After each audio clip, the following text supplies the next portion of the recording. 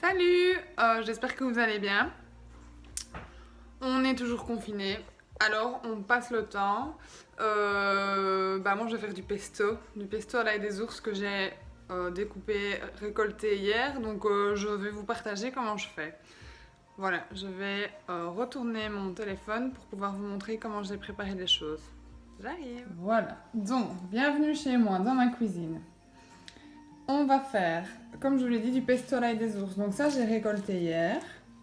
Il me reste ça. Je vais le laver, feuille par feuille. Et je le laisse encore un peu sécher parce qu'il faudrait qu'il soit plus essoré que ça. Pour faire du pesto, il faut toujours une herbe. Ici, on prend l'ail des ours parce que c'est la saison. Sinon, le pesto le plus connu, c'est du pesto avec du basilic. Maintenant, vous pouvez aussi faire du pesto avec de la roquette ou avec du pourpier. Voilà, c'est ce que j'ai reçu du jardin chez Marie. Donc, vous pourriez aussi envisager de mélanger. Je vais vous expliquer plein de choses, je crois. En plus d'une herbe fraîche, il faut toujours de l'huile d'olive. Alors moi, j'ai de la super bonne huile d'olive que j'ai ramenée de vacances, du Luberon. S'il vous plaît, l'huile d'olive bio. Tout ne doit pas absolument être bio, mais s'il vous plaît, l'huile d'olive, quand on voit les quantités d'olive qu'il faut pour faire 1 litre d'huile, si elles sont pulvérisées, c'est une catastrophe. Donc de la bonne huile d'olive. Et il faut toujours une graine ou une oléagineuse. En général, le pesto, on le connaît avec des pignons de pain. C'est très bon. Moi, j'aime bien de le faire avec des amandes, ici, ou comme ça, ou des noix de cajou. Ou parfois avec des noix, j'en ai là, des noix, juste des noix de Grenoble. Vous pouvez aussi le faire avec des graines de courge ou des graines de tournesol. C'est ça qui va donner le corps du pesto. Et ensuite, normalement, on met du parmesan. Moi, j'aime bien remplacer le parmesan par la levure maltée. Je vais vous expliquer pourquoi. Voilà. Donc, en fait, le pesto, c'est simple. J'ai pas mes bons robots du resto, donc je vais carrément faire ça au mix-soupe dans un récipient. Et je vais commencer par mettre mes feuilles. Tac. D'ail des ours.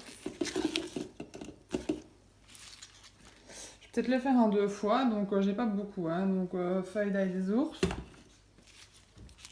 Tac. Tac. Et du coup, de l'huile d'olive.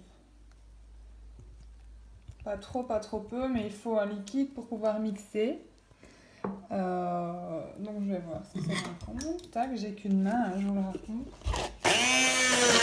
Ok, me revoilà. Donc j'ai dû lâcher mon appareil parce que j'ai que 2 mains et que il faut une pour le mixeur et l'autre pour tenir le bol. Donc voilà, me revoilà.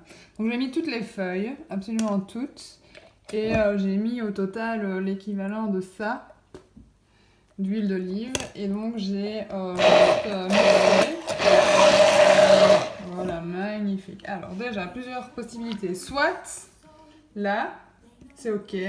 C'est juste de l'ail des ours avec de l'huile d'olive. Première proposition, on en fait des glaçons.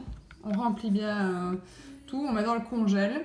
Puis quand vous avez besoin d'un cube, c'est comme les cubes de cerfeuil ou de ce que vous voulez. Vous pouvez faire ça avec tout en fait. Dès que vous avez beaucoup de récoltes en été, ciboulette, persil, cerfeuil, là, un peu d'huile d'olive, on mixe, on met dans les glaçons, on met dans le congèle. Basta, fini. Et on a ça toute l'année. Nous, on va faire un pesto. Donc pour faire un pesto, je vais le laisser là. On a besoin de rajouter une graine ou un oléagineuse. Moi, j'ai choisi les amandes. J'adore. Et ici, j'avais pas des amandes décortiquées. Donc, j'ai pris des amandes non décortiquées. Je les ai fait tremper depuis hier matin. Elles trempent. J'ai changé 2 ou 3 ou 4 fois l'eau. En fait, chaque fois que je passe devant, je change l'eau. Alors, ça, c'est critiqué. Il faut savoir que les amandes, c'est hyper bon pour la santé. C'est plein de vitamines, de calcium, de magnésium. 5 amandes par jour, c'est votre dose de calcium recommandée. Donc ça, c'est parfait. Sauf que certains disent que l'enveloppe brune autour de l'amande, le tégument, ça s'appelle, ça contient de l'acide phytique. L'acide phytique, c'est controversé. Donc, il faut les faire tremper. De 1, pour les rincer.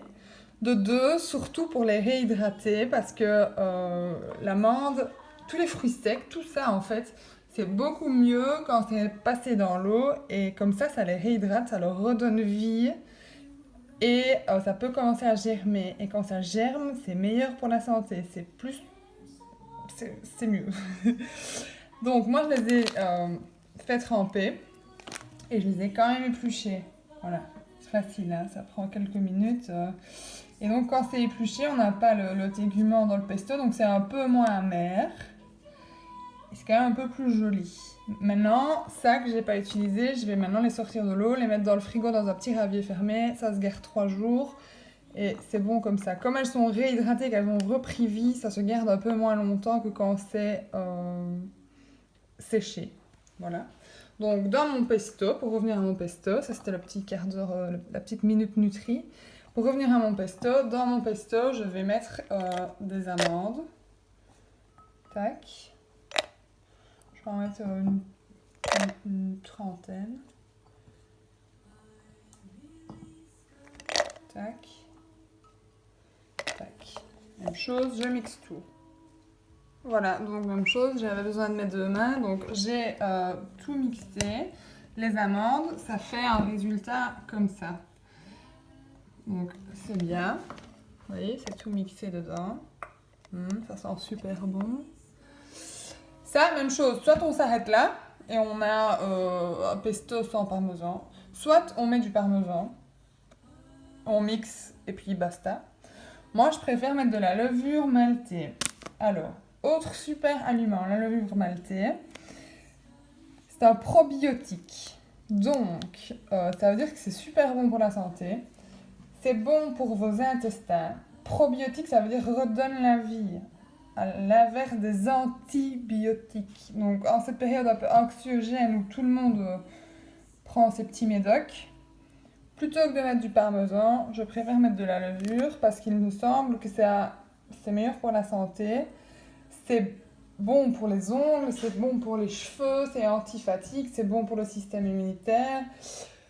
Qu'est-ce que ça fait encore? Ça améliore la digestion. Ça peut apaiser les nausées. Par contre, ça se conserve pas très bien et pas très longtemps. Donc, un pesto avec du parmesan, ça va se garder 10 jours au frigo. Un pesto à la levure maltée, ça va se garder 3-4 jours. Ça tourne un peu plus vite. La levure maltée, c'est bon, c'est les véganes, beaucoup qui mangent ça parce que c'est le goût du parmesan. Donc si vous connaissez aussi mon petit fromage de noix de cajou, c'est la levure maltée qui donne le goût fromager dans toutes les prépas. C'est hyper bon aussi à saupoudrer sur une salade de crudités. Par contre, ça perd un peu toutes ses vertus quand c'est cuit. Donc la levure maltée, de préférence froid, accru. Voilà, donc je vais mettre ça encore dedans, là. J'ai l'équivalent de 2 bonnes cuillères à soupe. Hop. Hop. Fais entendre des poupées.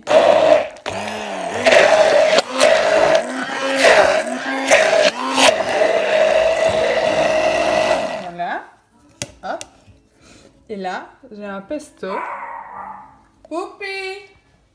J'ai un pesto végé, moi, même vegan. Hyper bon pour la santé, hyper sain et juste carrément délicieux. Alors ça, c'est super bon avec des petits bâtonnets de légumes. Je vais mettre ça dans un petit pot. Hop, je vais le transvaser là-dedans. Je vais le mettre dans le frigo. Et quand je l'ai transvasé et qu'il est bien propre, je vais le recouvrir d'huile d'olive. C'est ça qui va faire que ça ne va pas tourner. Si vous ne mangez pas tout, il faut chaque fois essuyer le bord et remettre un petit peu d'huile d'olive dessus. Je vais transvaser juste avant de mettre dans le petit pot. J'ai oublié les petites options. Donc moi, je vais ajouter dans le pesto ici un peu de vinaigre de pomme cru non pasteurisé. Donc pour la conservation, un petit peu de vinaigre dedans, une petite lichette pour la conservation. Après, c'est sans obligation. Moi, j'aime quand même bien d'y ajouter un peu de sel et alors un peu de piment. Donc une petite pincée de piment, vous avez différentes sortes de piment, et voir un tout petit peu, vraiment un petit peu de jus de citron ou un peu de yuzu ou un peu d'écorce de citron comme quelque chose de citronné qui va ramener un peu de fraîcheur. Donc dans notre pesto ici on a des feuilles, je dirais un petit 100 grammes avec un petit 50-60 ml d'huile d'olive. On a une trentaine d'amandes qu'on a épluchées pour favoriser la digestion. Et on a 2 bonnes cuillères à soupe de levure maltée. On va mettre un petit peu de vinaigre, une petite pincée de yuzu et une petite pincée de piment fumé. Voilà. Je viens de goûter et je trouvais qu'il n'y avait pas assez le goût de fromage. Donc j'ai rajouté une cuillère de levure maltée avant de le mettre dans le pot. Ici mon pot, tac tac. Donc quand vous avez tout mis dans le pot, il faut toujours, ça je bouge, hop, un peu le taper.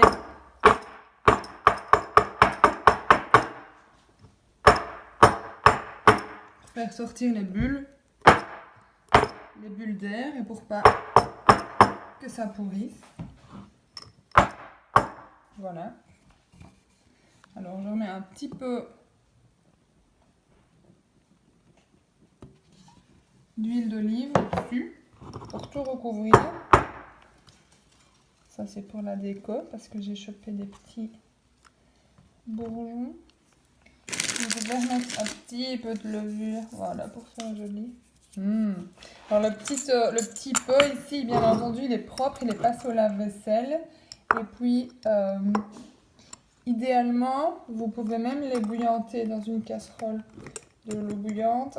On plonge le petit pot dedans et comme ça, on est sûr qu'il est bien nickel. Et voilà, on a un bon pot de pesto qui se garde une dizaine de jours au frigo, mais à mon avis, vous ne le garderez pas 10 jours. Bon appétit!